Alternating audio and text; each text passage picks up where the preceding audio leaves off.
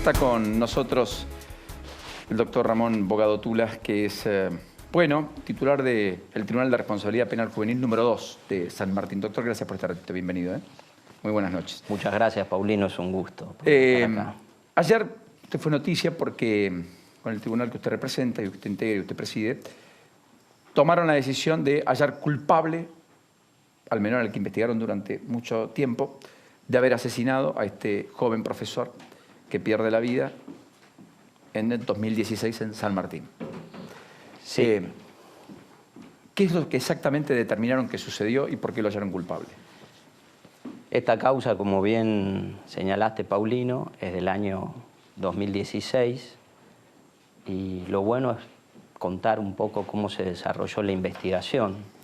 El hecho acaecido es el homicidio de un joven profesor, el joven Juan Manuel Miranda, que era una persona muy querida, era profesor de distintas entidades, entre ellos de chicos con capacidades, como decimos, especiales, muy querido, y en determinado momento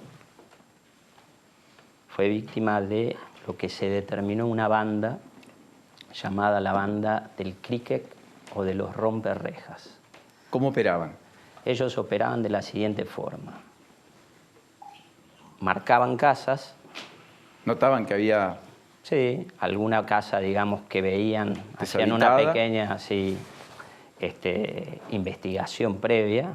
O que la gente estaba de vacaciones o que llegaba tarde la persona. O estaban habitadas. Lo que hacen muchas organizaciones delictivas, ver las vulnerabilidades que puede haber, si son personas mayores, y después hay algunas características del hecho que demuestran esto, que estudiaban para realizar este tipo de hechos ilícitos.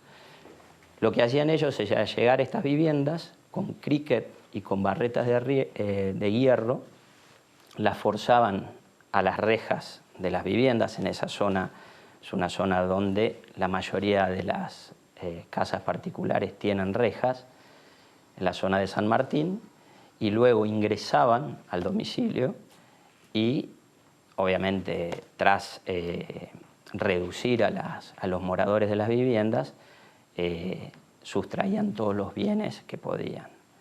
El hecho particular fue el fatídico día en que el joven profesor Juan Manuel Miranda advirtió unos ruidos. Él dormía, su habitación estaba cerca de la ventana que estaban intentando forzar, que era la ventana que daba al living de la casa familiar. Y en esa vivienda familiar vivía Juan Manuel junto a sus padres.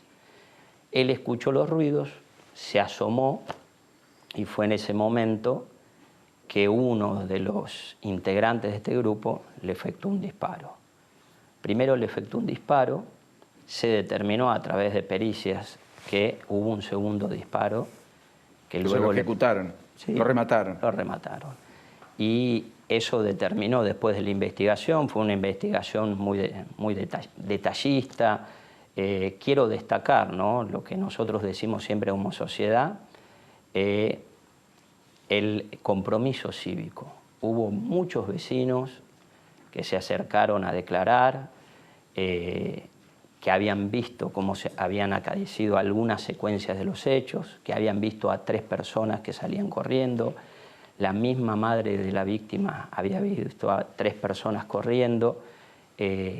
Otros vecinos señalaron también que habían advertido a uno de los imputados que había estado merodeando la zona del barrio, preguntando. ¿Cuántos años el asesino? El asesino actualmente ya es mayor de edad. ¿Tiene hoy? Y hoy tiene 18 años. En el momento del crimen, 15. No. 15 años no tenía. Era punible. Tenía 16 años y lo que pasa es que en la ley especial nuestra, a partir de los 16 años son punibles. Los menores de 16 años son inimputables, o sea, de 15 para abajo. Sí quiero hacer una aclaración. En la ley especial de la provincia de Buenos Aires, los jueces de garantías del joven tienen una potestad en caso de los inimputables, a diferencia de la ley federal, que se ha debatido tanto este tema, con respecto a los hechos acaecidos en que son imputados jóvenes menores de 16 años, hay lo que se llama una medida de seguridad. El juez puede determinar una medida excepcional de internación, que es privarlo de su libertad, porque considera que es necesario, por las características de vulneración que tiene, dictarle esta medida de seguridad.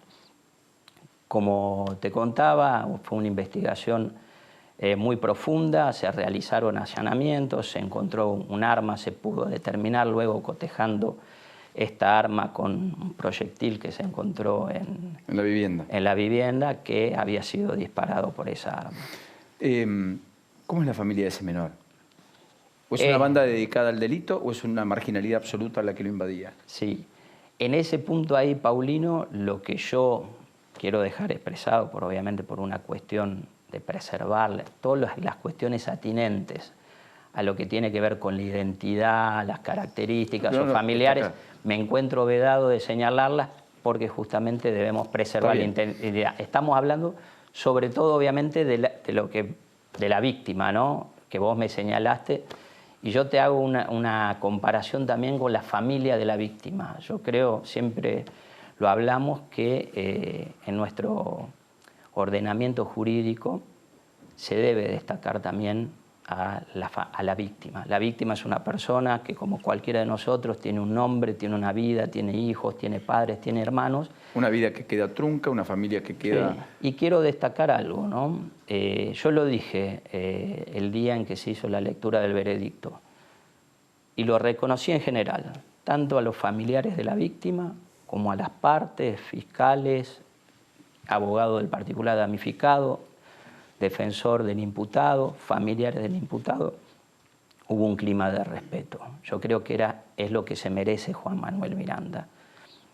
Ellos, la persona que tenemos fe, yo durante todo el debate hablé en presente de Juan Manuel Miranda, no hablé en pasado. Yo creo que las personas siguen viviendo mientras vivan en nuestro corazón.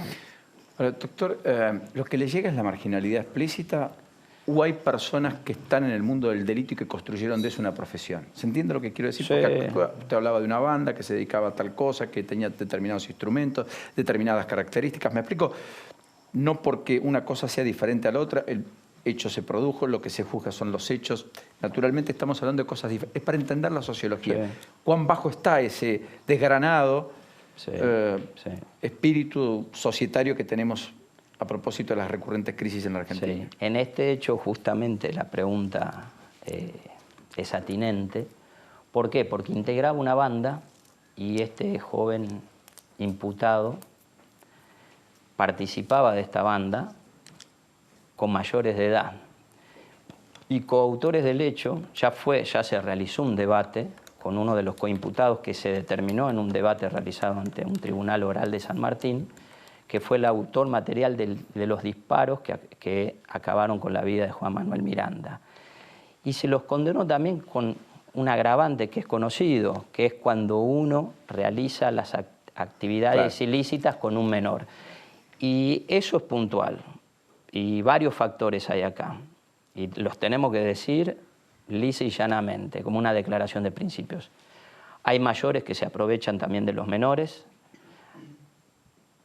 Eso debe ser un agravante. El fenómeno del narcotráfico tiene una gran incidencia en los jóvenes que cometen delitos. ¿Te vio la película La Ciudad de Dios? Sí, la vi. Que habla del fenómeno de las favelas y la militarización de las mismas y la infantilización del delito. Sí. ¿Hay imágenes o conatos que le remiten a ello en lo que usted ve y observa cuando investiga? Esa película creo que se puede recibir como un ícono porque según las críticas dicen que pudo retratar la vivencia empírica dentro de una villa, de lo que sucede. Que era la favela, en este caso en Brasil.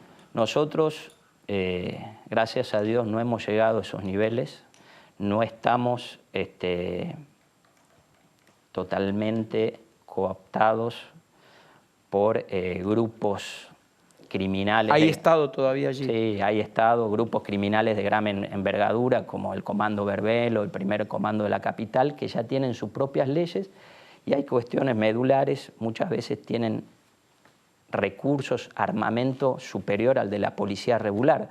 Por eso el Estado de Río de Janeiro y el Brasil, la República Federativa del Brasil involucra fuerzas militares especiales en la lucha contra estos Correcto. grupos militares.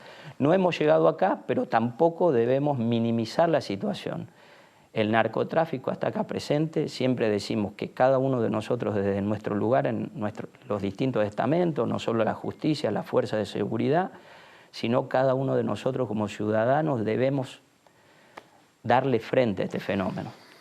Doctor, yo le agradezco enormemente este ratito, Sí. sé que nos exponen demasiado. Mañana creo que vamos a compartir un panel. Sí, vamos a... Bueno, yo voy a hablar de eso en un ratito. Si Buenísimo. no molesta. Gracias, Paulino. Te esperamos, va a ser un gusto. Quédese sentado y termine el café que está muy Bueno, rico. muchas Gente que sabe gracias. gente de Bueno. Cabrales. Pero Muchas gracias. son los conatos de la justicia que hay que preservar, porque uno mira a Comodoro Pi, siempre lo marcamos con Lourdes, con Nacho, y después está esta otra justicia. Sí. Y usted pudo hallar en menos de 4 años, en 3 años a los culpables, determinar un hecho, consolidar. Estuvo Marta Peloni, estuvo el intendente Cato Podis. Había conmoción pública respecto al caso, fue un caso de los más resonantes. Está dilucidado y la sensación, además de lo que usted marcaba, fue en un ámbito de cierto respeto, pese a la condena, que Sí. por otra parte es una condena... Una mínima cuestión puedo decir nada Sí, más. claro.